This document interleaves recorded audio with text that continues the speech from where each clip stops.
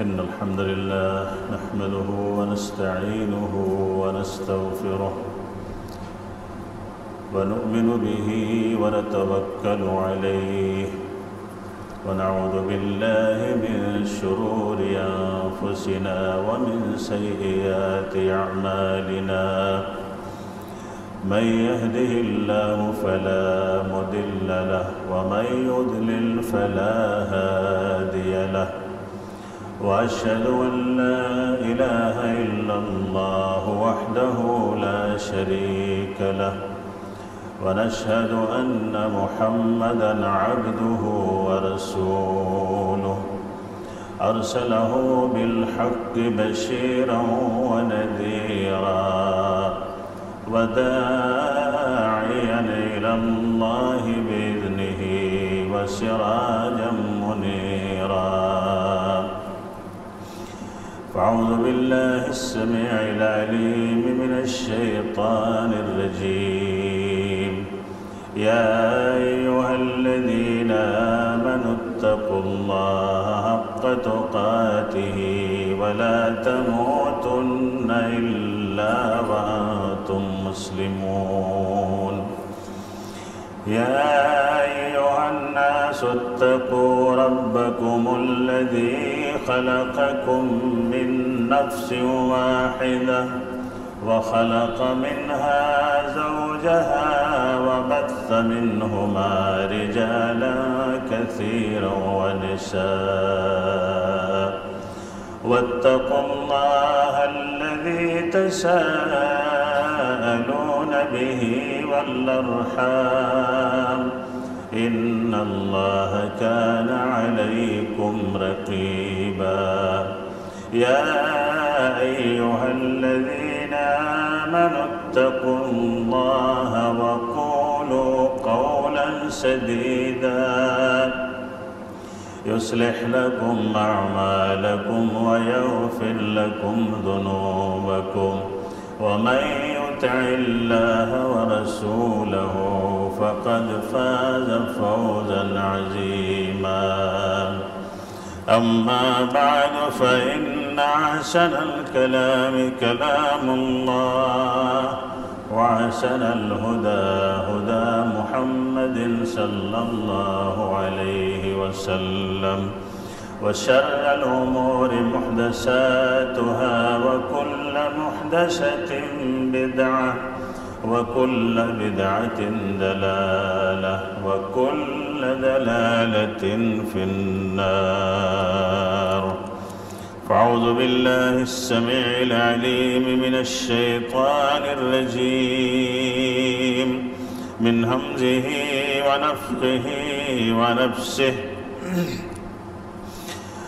فالذين هاجروا وأخرجوا من ديارهم وأوذوا في سبيلي وقال النبي صلى الله عليه وسلم تسليما كثيرا المهاجر من هجر ما نهى الله عنه رب اشرح لي صدري ويسر لي أمري واحلل عقدة من لساني يفقه قولي سبحانك لا علم لنا إلا ما علمتنا إنك أنت العليم الحكيم اللهم إني أسألك علما نافعا ورزقا طيبا وعملا متقبلا محترم سامعین کرام، بزرگوں، نوجوان ساتھیوں، عزیز بچوں، اسلامی رشتے سے میری ماں اور بہنوں، ہجرت مدینہ اسباب و واقعات کے تعلق سے پچھلے گزشتہ جمعہ میں نے آپ کے سامنے ہجرت مدینہ کے تعلق سے، اس کے اسباب اور واقعات کے تعلق سے قرآنی آیات کے تناظر میں ضروری باتیں عرض کی تھی۔ اسی کی اگلی قسط آج کے جمعے میں جو ہجرت کے تعلق سے کئی اہم پہلو پہ دلیل ہے، ان باتوں کو آپ کے سامنے آج میں رکھنے کی کوشش کر رہا ہوں۔ اللہ رب العالمین سے دعا کریں کہ مولا کریم جن لوگوں نے نبی کی محبت میں اپنے گھر بار کو چھوڑ دیا، اپنے وطن کو چھوڑ دیا، اپنے رشتہ داروں کو چھوڑ دیا، مال و دولت کو چھوڑ دیا، وہ قربانی تو ہم نہیں دے سکتے، لیکن اتنا تو ہم کر سکتے ہیں کہ ان کی محبت میں، ان کی اتباع میں کم سے کم اللہ رب العالمین کو راضی کرنے کے لیے اپنی زندگی ہم گزار سکیں، اتنا تو ہم کر سکتے ہیں۔ اور اسلام ہم سے یہی چاہتا ہے۔ انہوں نے بہت بڑی بڑی قربانیوں کے ساتھ، جس کا ذکر اللہ رب العالمین نے سورہ آل عمران میں کیا ہے، فَالَّذِينَ هَاجَرُوا وَأُخْرِجُوا مِن دِيَارِهِمْ، اور وہ لوگ جنہوں نے اللہ کے لیے، صرف اللہ کے لیے مدینہ جا کر کے انہیں اپنا کاروبار نہیں کرنا تھا، مدینہ جا کر کے انہیں گھر نہیں بنانا تھا، یہ سارے معاملات تو ان کے مدینے میں، مکے میں ہی ہو رہے تھے، مکے میں وہ خوشحال تھے، اور اسی لیے اللہ رب العالمین نے سورہ آل عمران کی اس آیت کے اندر اس کا نقشہ ایسے کھینچا ہے کہ انہوں نے گھر چھوڑا نہیں، ان کو چھڑا دیا گیا۔ وہ اپنے گھروں میں خوشحال تھے، اپنی تجارتوں میں مست و مگن تھے، لیکن جب انہوں نے اپنے رب کو پہچان لیا اور ان پہ ظلم جو ڈھائے گئے، ان کے اوپر جو ظلم کے پہاڑ توڑے گئے، اس کی وجہ ان کی تجارتیں نہیں تھیں، ان کے مال و دولت نہیں تھے، ان کے گھرانے نہیں تھے، بلکہ وجہ یہی تھی کہ انہوں نے اپنے رب پہ ایمان قبول کر لیا اور محمد الرسول اللہ صلی اللہ علیہ وسلم کو اللہ کا رسول تسلیم کیا، اللہ کا نبی تسلیم کیا۔ اس جرم میں انہیں ہجرت کرنی پڑی۔ اللہ رب العالمین یہ دلیل دے رہا ہے، اور ہجرت یہی ہے۔ اگر کوئی دنیاوی غرض و غایت کے لیے، کسی دنیاوی نفع نقصان کے لیے، تجارت کے لیے، شادی بیاہ کے لیے اگر اپنے وطن کو چھوڑتا ہے تو اسے ہجرت نہیں کہتے، اسے ہجرت نہیں کہا جاتا ہے، بلکہ وہ جس چیز کے لیے جا رہا ہے اسے اسی نام سے موسوم کیا جائے گا، اسے مہاجر نہیں کہا جائے گا۔ اور اللہ رب العالمین نے کہا کہ انہیں گھروں سے نکال دیا گیا، وَأُوذُوا فِي سَبِيلِي، اور میری راہ میں، اللہ نے کہا فی سبیلی، میری راہ میں، میری خاطر، میری وجہ سے انہیں دردناک اذیتوں میں گرفتار کیا گیا، دردناک سزائیں دی گئیں۔ آج ہم اتنے آزاد اس لیے ہیں کہ ہمیں کوئی سزا دینے والا نہیں ہے۔ آج ہمیں اسلام کا احساس اس لیے ہے کہ ہمیں اسلام کے نام پہ کوئی ٹارچر کرنے والا نہیں ہے۔ دیکھیے، مسلمانوں میں الیکشن کا وقت چل رہا ہے، آج مسلمان اس لیے ایک ہوا ہے تھوڑا بہت کہ اسے ڈر ہے کہ کہیں مودی آ گیا تو ہمیں اس دیش سے نکال دے گا، یہ ڈر ہے۔ NRC لایا جائے گا، CAA لایا جائے گا، اللہ نہ کرے کہ ہمارے اوپر یہ ظلم و ستم اللہ کی طرف سے ڈھایا جائے، اور یہ ہوگا بھی تو اللہ کی طرف سے ہی ہوگا۔ اللہ کے حکم کے بغیر ایک پتا بھی حرکت نہیں کر سکتا ہے۔ اگر ہمیں اس چیز میں خدا نہ کرے، اگر ہمارے ساتھ یہ معاملات ہوئے، تب ہمیں احساس ہوگا ان مہاجرین کا جنہوں نے اپنے گھروں کو چھوڑا تھا۔ گھر چھوڑنے کا درد، وطن چھوڑنے کا درد، اپنوں کو چھوڑنے کا درد، اس سے پہلے کہ ہمارے اوپر ایسے ظالم و جابروں کو اللہ اور مسلط کرے، ہمیں اپنے رب کے سامنے حاضر ہو جانا چاہیے، ہمیں اپنے رب کے سامنے حاضر ہو جانا چاہیے۔ دیکھیے ہجرت کا ڈیفینیشن ہم مہاجر اسی کو کہتے ہیں نا، جو مکے سے ہجرت کیا، مدینے چلے گئے، حبشہ چلے گئے، لیکن جنہوں نے ہجرت کیا اور جس کے حکم سے ہجرت کیا، جس کی محبت سے ہجرت کیا، اس نبی آخر الزمانے محمد الرسول اللہ صلی اللہ علیہ وسلم نے، بخاری کی روایت ہے، ہجرت کا ڈیفینیشن بتایا ہے کہ ہجرت کہتے کسے ہیں، اصل ہجرت ہے کیا۔ محمد الرسول اللہ صلی اللہ علیہ وسلم فرماتے المہاجر من حجر، مہاجر وہ ہے، مہاجر کا ڈیفینیشن اللہ کے نبی محمد الرسول اللہ توضیح اس کی محمد الرسول اللہ، غور سے سنیں آپ اس حدیث کو۔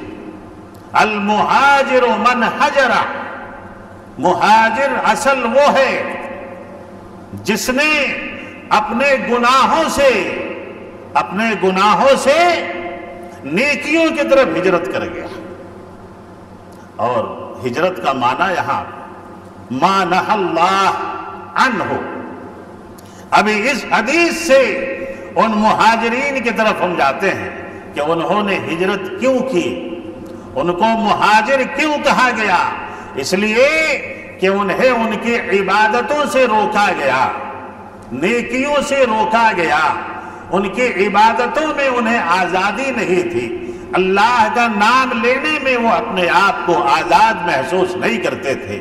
اور اسی لیے محمد الرسول اللہ صلی اللہ علیہ وسلم نے فرمایا کہ مہاجر وہ ہے اصل مہاجر، اور اس ہجرت کو اللہ رب العالمین نے اور محمد الرسول اللہ صلی اللہ علیہ وسلم نے ان مہاجرین کی خصلتوں سے جوڑا ہے۔ خصلتیں دیکھی جائیں گی۔ اسباب، عنوان کیا ہے؟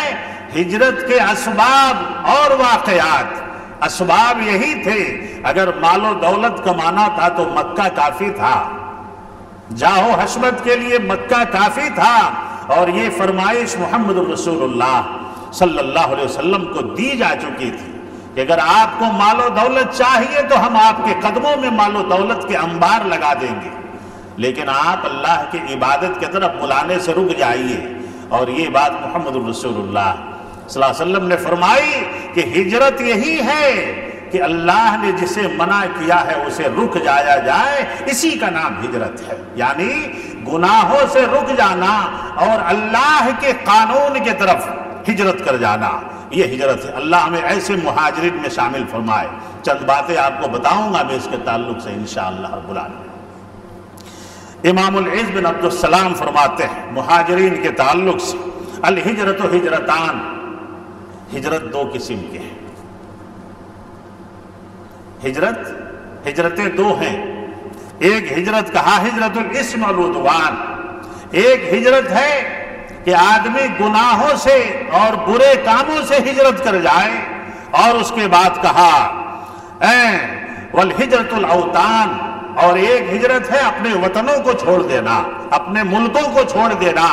اور صحابہ کرام وافضلہما ہجرت الاسم والعدوان، اور فرماتے ہیں کہ دونوں میں افضل یہ ہے کہ آدمی گناہ چھوڑنے کے لیے، برائی چھوڑنے کے لیے، اللہ کے عبادت میں آزادی نہ ہونے کی وجہ سے جب گناہوں کا انبار دکھنے لگے تو وہ اس ملک کو چھوڑ دے، اس وطن کو چھوڑ دے، اور ایسے مقام کی طرف ہجرت کر جائے جہاں پہ اسے عبادات کرنے میں آسانی مہیا۔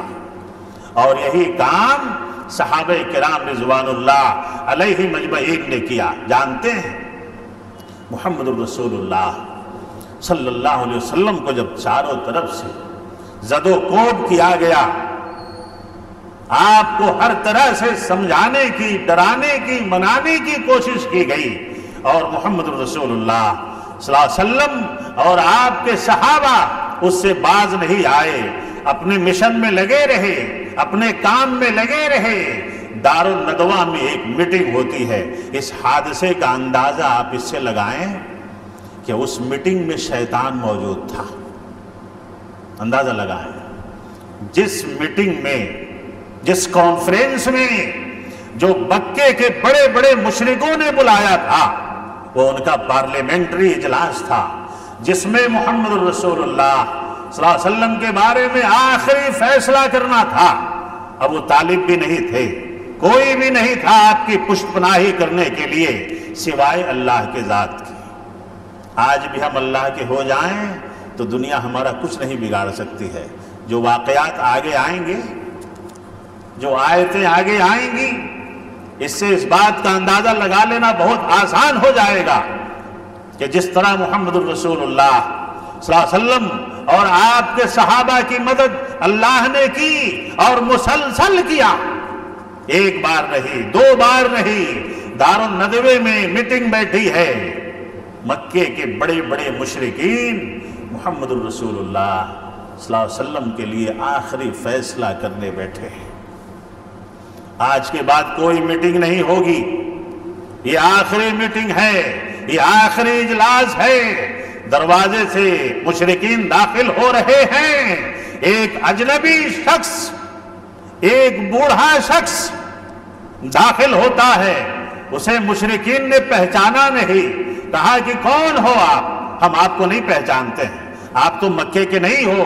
اس نے کہا کہ میں نجد کا شیخ ہوں، میں نجدی شیخ ہوں، میں نجد سے آیا ہوں، مجھے تمہارے معاملات کی خبر ملی ہے کہ تم ایک اہم میٹنگ کر رہے ہو، اسلام کی جڑ کاٹنے کی میٹنگ بلا رہے ہو۔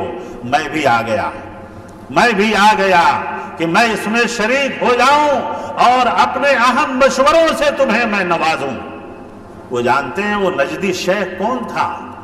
تمام سیرت نگاروں کا اور احادیث کے مفسرین کا اجماع ہے کہ وہ نجدی بوڑھا شیطان تھا، جو بوڑھے کی شکل میں دار الندوے میں مشرکین کی مجلس میں اپنا اہم مشورہ دینے آیا تھا۔ 3 مشورے ہوئے، اللہ رب العالمین نے ان مشورے کا ذکر سورہ انفال میں یوں کرتا ہے، اِذْ يَمْكُرُ بِكَ الَّذِينَ كَفَرُوا لِيُثْبِتُوكَ أَوْ يَقْتُلُوكَ أَوْ يُخْرِجُوكَ وَيَمْكُرُ اللَّهُ وَاللَّهُ خَيْرُ الْمَاكِرِينَ۔ اے میرے نبی، آپ یاد کیجئے کہ آپ کے لیے 3 تجاویز لے کر کے مشرکین بیٹھے تھے۔ اللہ رب العالمین نے محمد الرسول اللہ صلی اللہ علیہ وسلم کو اس بات کی خبر دی۔ سورہ انفال کی آیت نمبر 30 میں آپ اس کی تفصیل پڑھ سکتے ہیں۔ کہا کہ انہوں نے 3 تجاویز پیش کیے۔ سب سے پہلے آپ کو مکے سے جلا وطن کرنے کے لیے یثبتوکا، آپ کو مکے سے نکالنے کی تجویز پیش کیا۔ شیطان کونے میں بیٹھا تھا، اس کا ارادہ کچھ الگ ہی تھا۔ اس نے منڈی ایسے ہلائی، کہا کہ نہ، یہ تجویز صحیح نہیں ہے۔ اس کے بعد ابو جہل کھڑا ہوتا ہے اور اس نے کہا کہ محمد کو پابند سلاسل کر دیا جائے، بیڑیاں ڈال دی جائیں۔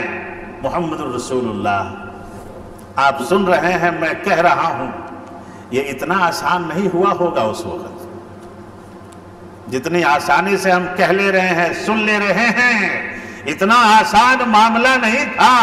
وہ آخری میٹنگ تھی، آخری کانفرنس تھی۔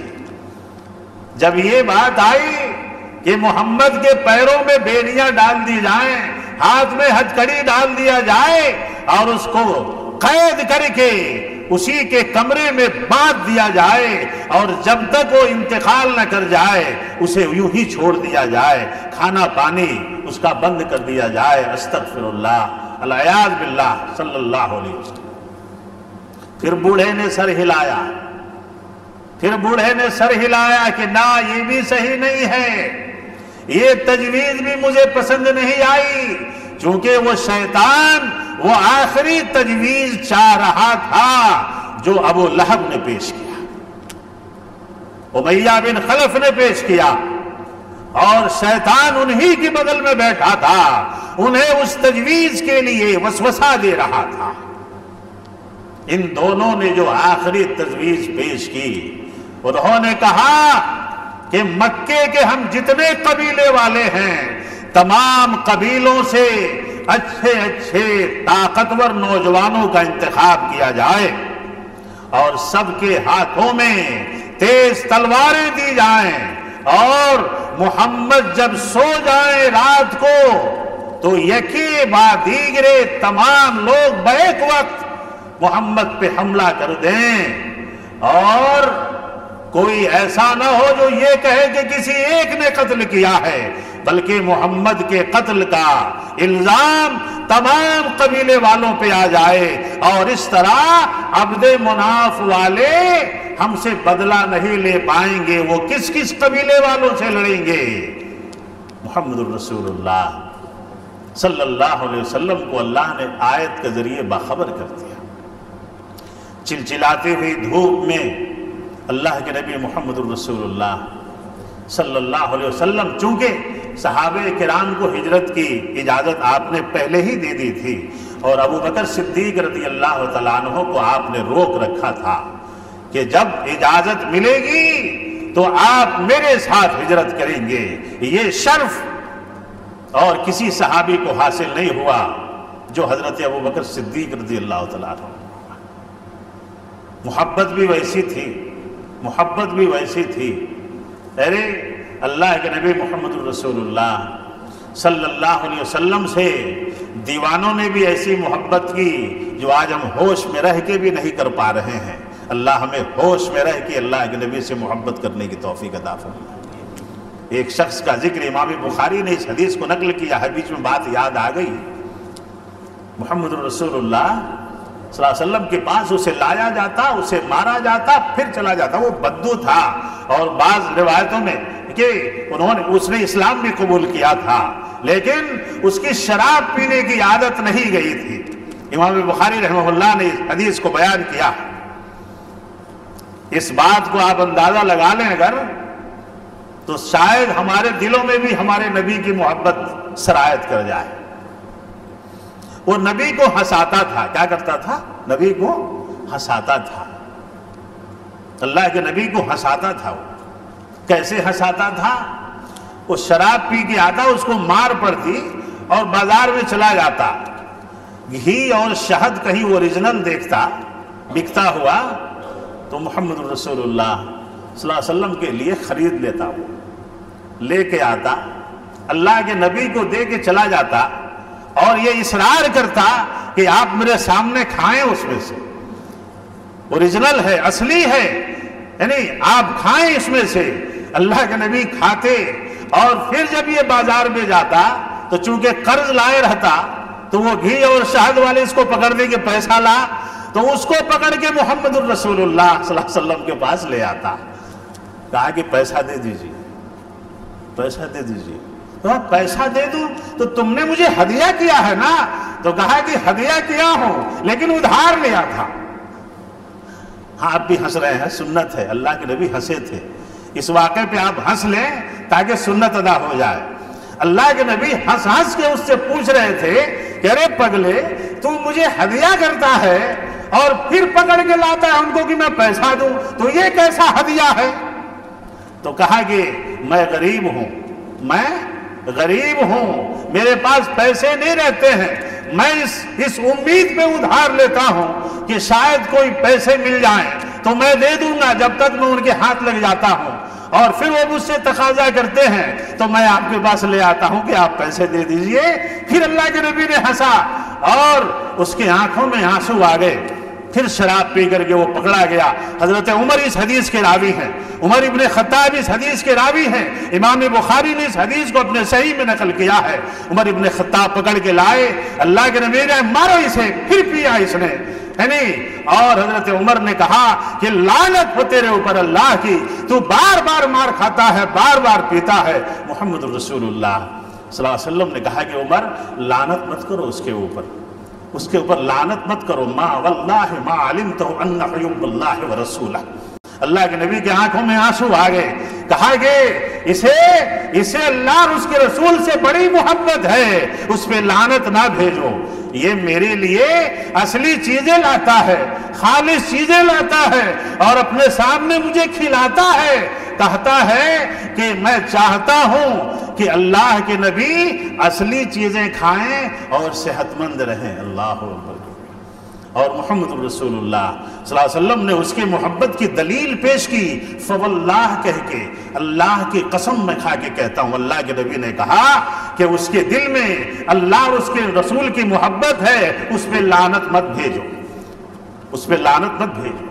اور یہ محبت صحابہ کرام کے دلوں میں کوٹ کوٹ کے بھری ہوئی تھی۔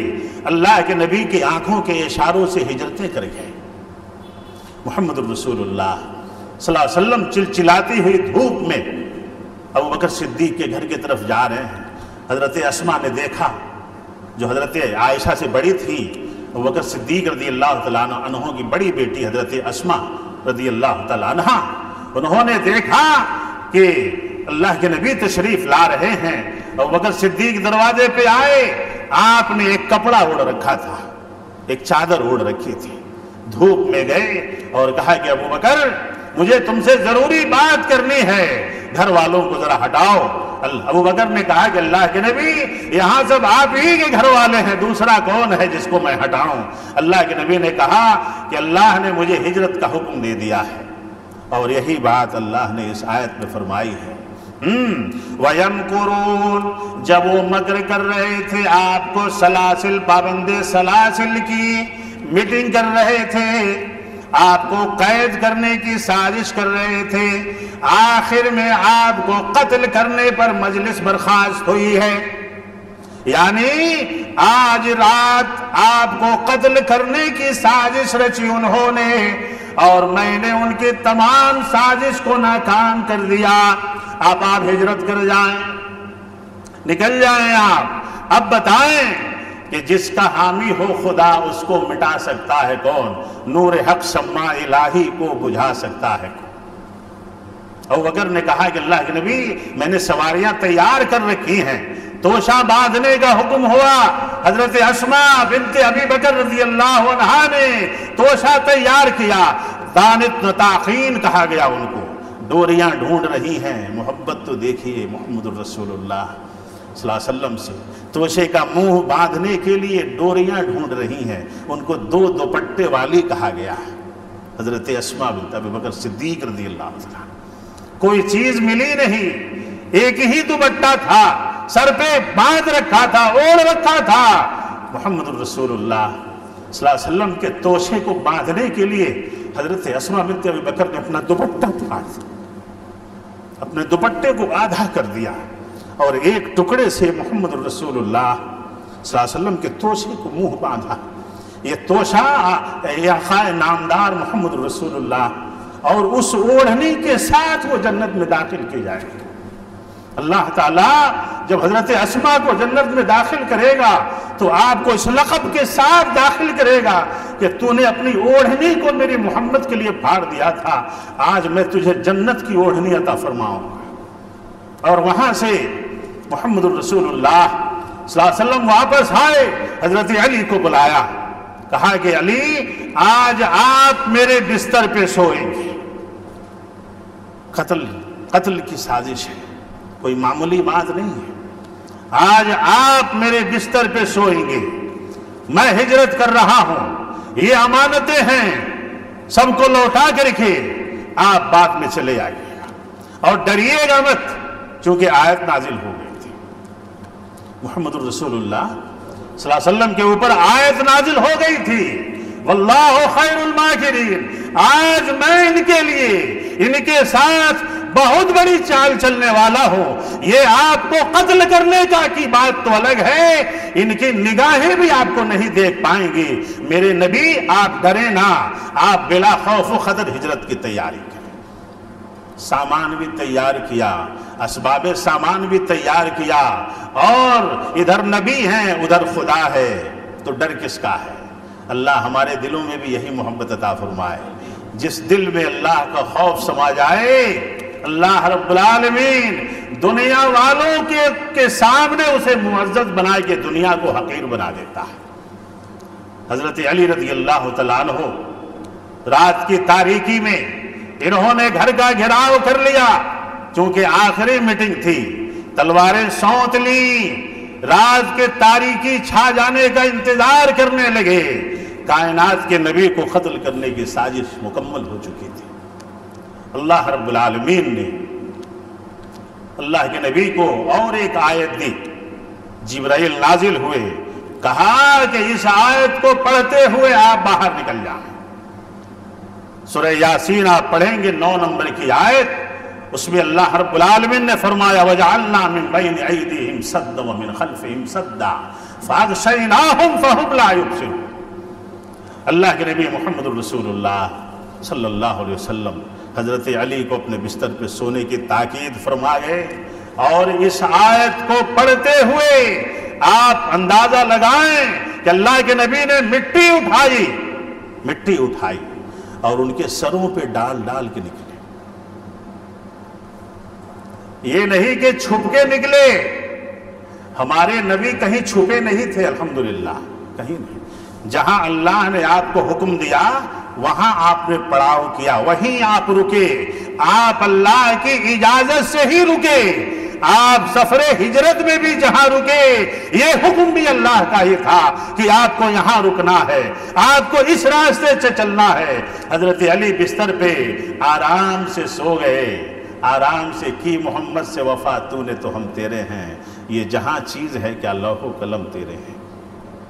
حضرت علی کا اپنا بیان ہے کہ اس رات کو جتنا اطمینان سے میں سویا کبھی نہیں سویا۔ اس دن حضرت علی کو چونکہ دل پہ سکینت نازل ہو رہی تھی اور بستر نبوت پہ جو سوئے اسے کیسے نیند نہیں آئے، اللہ بستر نبوت پہ سونے کا شرف حضرت علی رضی اللہ تعالیٰ عنہ کو ملا۔ اللہ کے نبی نکلے اس آیت کو پڑھتے ہوئے، وَجَعَلْنَا مِن بَيْنِ أَيْدِيهِمْ سَدًّا وَمِن خَلْفِهِمْ سَدًّا۔ اللہ رب العالمین نے محمد الرسول اللہ صلی اللہ علیہ وسلم کو کہا کہ آپ اس آیت کو پڑھتے ہوئے باہر نکلیں، اور اللہ کے نبی ان کے سروں پہ مٹی ڈال ڈال کے نکل گئے۔ اللہ نے کہا کہ میں نے میرے نبی کے لیے ان کے آگے بھی دیوار بنا دیا، پیچھے بھی دیوار بنا دیا، آگے بھی دیوار کھڑی کر دی اور پیچھے بھی دیوار کھڑی کر دی، اور ان ظالموں سے میرے نبی کو میں نے اوجھل کر دیا۔ وہ ان کے سامنے ہی تھے لیکن نظر نہیں آ رہے تھے۔ سمجھ رہے ہیں آپ؟ اس واقعے کی اہمیت کو سمجھیں، اس واقعے کی اہمیت کو سمجھیں کہ محمد الرسول اللہ صلی اللہ علیہ وسلم ہجرت کر رہے ہیں۔ ہم مہاجر بننا چاہتے ہیں؟ اگلی بات بتانے سے پہلے یہ عنوان میں نے بڑا لمبا لے لیا ہے، اللہ سے دعا کریں کہ اسے مکمل کر پاؤں انشاءاللہ۔ ہم بھی مہاجر بننا چاہتے ہیں، کہیں انشاءاللہ بنیں گے مہاجر۔ مہاجر اگر بننا چاہتے ہیں، محمد الرسول اللہ صلی اللہ علیہ وسلم کی ایک حدیث میں آپ کے سامنے پڑھنے جا رہا ہوں، مسلم کی روایت ہے، حضرت معقل ابن یسار رضی اللہ تعالیٰ عنہ اس کے راوی ہیں، فرماتے ہیں قال النبی صلی اللہ علیہ وسلم العبادۃ فی الحرج کہجرۃ الی، کہ جو آدمی میدان قیامت میں مہاجرین کے ساتھ میرے سامنے حاضر ہونا چاہتا ہو، سمجھ رہے ہیں آپ، مہاجرین کی صف میں، اس سے پہلے کہ اگلی بات میں آپ کے سامنے رکھوں، یہ ضروری ہے اس کو بتا دینا، مہاجر کا لقب معمولی لقب نہیں ہے۔ مہاجر میں دو سمتیں ملتی ہیں تب مہاجر بنتا ہے، ایک مہاجر کے دو سرے جب ملتے ہیں تو مہاجر بنتا ہے۔ آپ کا ہاتھ میرے ہاتھ میں ملے تب جا کے مصافحہ ہوگا، صرف ہاتھ بڑھا دینے سے مصافحہ نہیں ہوتا۔ آپ اگر میرے طرف ہاتھ بڑھا بھی دیں، میں بڑھا بھی دوں، اور ہاتھ ملے نا تب بھی مصافحہ نہیں ہوگا، ہوگا نہیں ہوگا۔ اللہ کے نبی محمد الرسول اللہ صلی اللہ علیہ وسلم نے دونوں سروں کو ملایا ہے، ملا دیا ہے، مل جاؤ، اس مہاجرین کے سرے کو رب سے ملا دیا ہے، کہا کہ رب ہی راضی نہیں ہوا، وہ بھی راضی ہو گئے تھے۔ مہاجر اسے کہتے ہیں، صرف رب کا راضی ہو جانا مہاجر نہیں ہے، بلکہ جو رب کے تمام اصولوں پہ راضی ہو جائے اسے مہاجر کہا جاتا ہے، اور یہی محمد الرسول اللہ۔ امام نووی فرماتے ہیں، یخبر النبی ان العبادۃ فی الحرج وہو وقت الفتن واختلاط الامور کہجرۃ الی، العبادۃ فی الحرج کہجرۃ الی، رواہ مسلم فی کتاب الاعتصام۔ محمد الرسول اللہ صلی اللہ علیہ وسلم نے کہا کہ مسلمانوں، ایک دور ایسا آئے گا، تمہارے پاس ایک آپشن ہوگا، تمہارے پاس ایک آپشن ہوگا، سوئیے مت، ادھر دیکھیے، ادھر میری طرف، بہت بڑی خوشخبری میں آپ کے سامنے رکھ رہا ہوں محمد الرسول اللہ صلی اللہ علیہ وسلم کی۔ تمہارے پاس ایک آپشن ہوگا، اور وہ آپشن یہ ہے کہ العبادۃ فی الحرج وقت الفتن واختلاط الامور، جب معاملات آپس میں مل جائیں گے، نمازی سود کھائے گا، نمازی زنا کرے گا، حج پہ جانے والا لوگوں کے حق مارے گا، نماز پڑھنے والا فتنے کھڑا کرے گا، مسجدوں کو بھی آباد کرے گا، لوگوں کے گھر اجاڑے گا، نماز بھی پڑھے گا، جھوٹ بھی بولے گا، نماز بھی پڑھے گا، رشوت بھی کھائے گا، نماز بھی پڑھے گا، بڑے بڑے گناہ کرے گا، زنا کرے گا، شراب پیے گا، نماز پڑھے گا، داڑھی رکھے گا، ٹوپی لگائے گا اور کافروں والا کام کرے گا، یہودیوں والا کام کرے گا۔ اسی کو کہا گیا ہے وقت الفتن واختلاط الحرج واختلاط الامور، کہ یہ فتنے کا دور ہوگا۔ یہ ہے نا فتنے کا دور، ہے نا فتنے کا دور۔ نمازی بڑا بڑا گناہ کر رہا ہے، مسلمان بڑے بڑے گناہ کر رہا ہے، سودی کاروبار مسلمانوں سے پھل پھول رہے ہیں، یعنی رشوتیں مسلمانوں میں، جھوٹ مسلمانوں میں، نمازیوں میں، حج کرنے والوں میں، عمرہ کرنے والوں میں۔ محمد الرسول اللہ صلی اللہ علیہ وسلم نے کہا تمہارے پاس آپشن ہے، کہا کائنات کے نبی نے کہ اگر اس زمانے میں العبادہ خاص کیا ہے، العبادہ عبادت فی الحرج نہیں کہا ہے، الف لام کے ساتھ لائے ہیں، تاکید ہے، العبادت یعنی اللہ کے لیے جو عبادت کو خاص کر کے فتنے کے دور میں شرک و بدعت سے، گناہ سے، معصیات سے، زنا سے، جھوٹ سے، بغاوت سے، یعنی تمام فتنوں سے بچ کر کے جو اس فتنے کے دور میں اللہ کی خالص عبادت کرے گا، اللہ کے لیے، کس کے لیے؟ اللہ کے لیے۔ قیامت کے میدان میں اللہ رب العالمین ابو بکر کی لائن میں اسے کھڑا کرے گا۔ اللہ اکبر۔ کس کے لائن میں؟ جس لائن میں ابو بکر صدیق کھڑے ہوں گے، عمر کھڑے ہوں گے، عثمان غنی کھڑی ہوں گے، حضرت علی کھڑی ہوں گے، ان لوگوں کے لائن میں اللہ کنہیں کھڑا کرے گا؟ جو فتنے کی دور میں تمام فتنوں سے، گناہوں سے بچ کر کے اللہ کی عبادت کیے ہوں گے، چاہے وہ مرد حضرات ہوں یا خواتین حضرات ہوں۔ العبادت فی الحرج کہجرت الیہ، جس نے فتنوں کے دور میں گناہ سے بچ کر کے اللہ کی عبادت کیا، گویا کہ اس نے محمد الرسول اللہ صلی اللہ علیہ وسلم کی طرف ہجرت کیا۔ مسلم کی روایت ہے۔ اللہ رب العالمین سے دعا فرمائیں کہ مولا کریم ہمیں ایسے خالص اعمال کرنے کی توفیق عطا فرما کہ ہمارا نام بھی مہاجرین کے لسٹ میں تو شمار کر لے۔ اور یہی ہے حجر ما نہى اللہ عنہ، اللہ المہاجر من حجر ما نہى اللہ عنہ۔ یہ بخاری کی روایت ہے کہ اصل مہاجر وہ ہے جس نے گناہوں سے ہجرت کر کے اللہ کے دربار میں اپنے آپ کو پہنچا دیا۔ اگلا سرا انشاءاللہ غار ثور کیسے پہنچے، مدینہ کیسے پہنچے، قباء کیسے پہنچے، یہ واقعات میں آپ کو ضرور سناؤں گا تاکہ ہمارے ایمان میں اضافہ ہو سکے، ہمارے ایمان میں اضافہ ہو سکے۔ اللہ کی قسم میں آپ کے سامنے ان واقعات کو اس لیے سناتا ہوں تاکہ ہمارے دلوں میں بھی ایمان کی روشنی جگمگا جائے۔ میرا اور کوئی مقصد نہیں ہے، اس فتنے کے دور میں ہم بھی اپنے ایمان کو مضبوط کر سکیں، فتنوں سے بچا سکیں اپنے آپ کو، اور صحابہ کرام کے اتباع میں آپ جس راستے پہ چلے اس راستے پہ چلنے والوں میں سے ہو جائیں۔ اللہ رب العالمین ان واقعات سے سبق حاصل کرتے ہوئے صحابہ کے اتباع میں، آپ کے منہج پہ، آپ کے فہم پہ اللہ ہمیں زندگی گزارنے کی توفیق عطا فرمائے۔ موت پتہ نہیں کب آ جائے، کہاں آ جائے، کوئی نہیں جانتا ہے۔ تیاری پوری رہے، ایگزام میں سوالات کے جوابات آسان ہو جائیں گے انشاءاللہ۔ اللہ رب العالمین ہمارے بھائیوں پہ جو پریشانیاں ہیں ان پریشانیوں کو دور فرما دے۔ اللہ تعالیٰ ظالموں سے اللہ ہمیں چھٹکارا عطا فرمائے۔ اللہ رب العالمین ظالموں کو جو ہمارے اوپر مسلط کر دیا ہے، اللہ تعالیٰ فیصلے کی گھڑی ہے، اللہ تعالیٰ صحیح فیصلہ فرما دے، غیب سے مدد فرما دے، معجزہ دکھا دے اور ظالموں کو عبرتناک ہوائیں لگا دے جو اسلام کے خلاف سازشیں کر رہے ہیں، ہمارے نبی کو بدنام کر رہے ہیں، مسلمانوں کے گھروں کو جلانے کی سازشیں ہیں، برباد کرنے کی سازشیں ہیں، ہمارے نسل کو برباد کرنے کی سازش ہو رہی ہے۔ اللہ تعالیٰ ہمارے نسلوں کی حفاظت فرمائے، اور جو ان سازشوں میں گرفتار ہیں اللہ تعالیٰ ان کے ساتھ واللہ خیر الماکرین کا معاملہ فرمائے کہ سب سے بہترین چال چلنے والا اللہ تعالیٰ ہے۔ اللہ کے چالوں کی طرح کسی کی چالیں نہیں ہوتی ہیں۔ اللہ سے دعا فرما اللہ رب العالمین ہمیں جب تک زندہ رکھ اسلام پہ، اور جب خاتمہ ہو تو خاتمہ بالخیر عطا فرما۔ آمین۔ اقول قولی ھذا استغفر اللہ لی ولکم ولسائر المسلمین انہ تعالی جواد کریم مجید الرؤوف الرحیم۔